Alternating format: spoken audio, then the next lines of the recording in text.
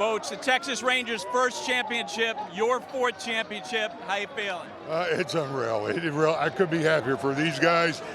I'm a byproduct of what these guys did, man.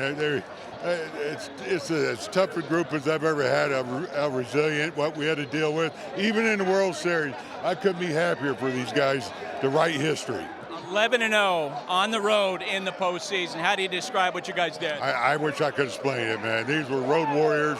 I tell you had our backs against the wall, you think, but they just came out every day, man. I'm just so honored to be part of this group here. Last one, how about Corey Seager? I don't know what else to say about him, man. I don't know how to describe. He's unreal, unbelievable. He's just as good a baseball player as I've ever seen. Thanks. We'll let Buster go chase other people here, but Bruce Bochy is now one of 6 managers all time with at least 4 World Series titles. Check out the list that he's on. He's also just one of 3 managers to win a World Series in both leagues, along with Sparky Anderson and Tony La Russa. He was asked about Corey Seager. We can now tell you this. Corey Seager is now a 2-time MVP, just the 4th guy to double up with that honor. Right, and that's Bob Gibson, Sandy Koufax, Reggie Jackson, and Corey Seager. And Jackson and Seager are the only guys to win it for 2 different teams. Buster's got him. Corey, how you feeling? Awesome, man. You know, this is, what a group, you know, to be able to come out here and accomplish that and battle, have all these wins on the road, you know, to never be able to do it, you know, this is just a hell of a group, and I can't be more proud to be here. When did you feel like this was possible? You know, we always felt confident in ourselves, you know, coming in the playoffs. We turned the page from not winning division, and we battled, man. We battled all year, we battled all postseason, and we're finally reaping the rewards of it. How tense was this game tonight? They had runners on base all over the place early on. Yeah, you know, a hell of a job by Evo, you know, just completely shutting him down, getting out of huge spots, and credit to Gallen, you know, he was tough. We couldn't do anything against him, and we scratched and clawed and finally came out with the win.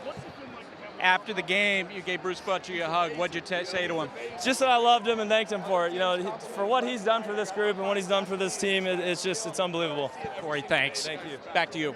You look back at game 1 of this series, and it was Seager and that home run at the right time that got it back into the hands of the Rangers and allowed them to win that first game of the series.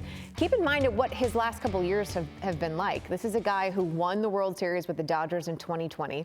He left the team at the end of the 2021 season and went to the Rangers. Like, how did all of that unfold? How did we get to this point now with Seager in a Rangers uniform hosting the trophy again? Right. Well, one of the Dodgers people told me there's only so much money to go around. We can't sign everyone, so they let Corey Seager walk. The Rangers are now trying to build something. They have a lot of money to deal with, and they go get Marcus Semien and Corey Seager basically on the same day, along with John Gray, and that changed everything. Granted, they're paying the middle infield $500 million, but Corey Seager has been worth every bit of this. And again, the home run he hit off Paul Sewald in the 9th inning changed this entire World Series. It turned a loss into a tie, and then the Rangers won that game. He hit it on the first pitch. He has 14 first pitch home runs this year, 11 in the regular season, 3 in the postseason. That ties for the most in baseball.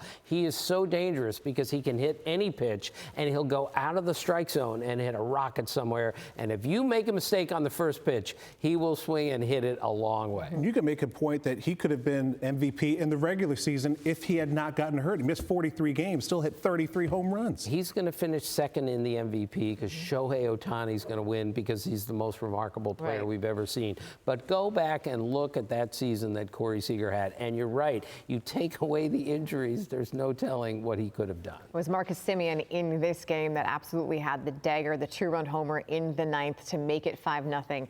New on SportsCenter, here he is with Buster Onley. That final out is registered. What are you feeling in your heart?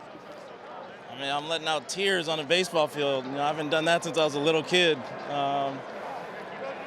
This is why we play the game. This is why I play the game. You know, just a crazy way to win, too, being no-hit through 6 or whatever it was, 5. And then the bats woke up. You know, the bats woke up, and we were exactly who we were the entire year from the 7th inning on. When did you really start to think this was a possibility? When we got up 1-0. You know, our pitching's been so good. The insurance is always good. It relaxes you a little bit because when you're out there and it's 1-0, the crowd's going crazy. You know, they get a base runner on, you just, you know, anything can happen. But we put up 4 runs in the 8th inning to put insurance in the World Series game that we clinched. That feels good. How would you describe what Bruce Bochy's meant to this team this year? Everything. You know, we had a tough year last year. You know, nobody wanted to be there. Coach came in, said right from the jump, this is our goal. We didn't believe it. We continued to play better and better and better and better until we knew, let's go get this now. But from the beginning of the year to now, just such growth from this group. Coaching staff works so hard too because Bochy demands that out of them, and that's great. Marcus, congratulations. Back to you.